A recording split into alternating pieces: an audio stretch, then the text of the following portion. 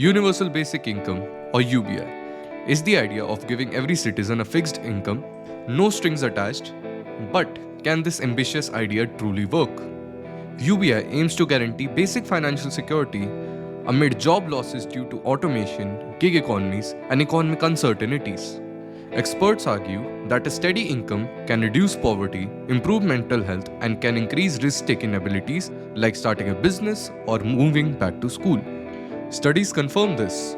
Finland's UBI trial showed recipients experiencing better mental health and life satisfaction, while the Stockton, California experiment found increased full-time employment among participants. Economic models from the Roosevelt Institute predict a modest UBI could boost the US economy by as much as $2.5 trillion by 2025, spurring consumer spending and entrepreneurship.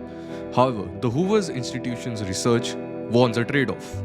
A UBI that replaces current welfare programs could reduce overall labor supply by up to 2.6% and would likely increase federal spending by $200 billion annually. This means funding UBI would require higher taxes or borrowing.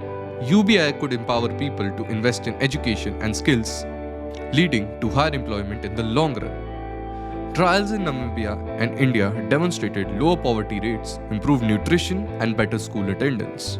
Yet critics warn, UBI's universal payouts risks wasting resources on the wealthy, possibly weakening targeted support systems.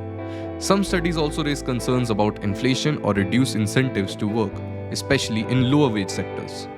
As AI and automation reshape labor markets, UBI is gaining relevance. Some economists see it as a vital social contract for future economies, while others argue it should be paired with reforms in taxation and work incentives to succeed. So, can universal basic income really work? Is it a solution to poverty or is it an expensive experiment? Let's talk in the comments.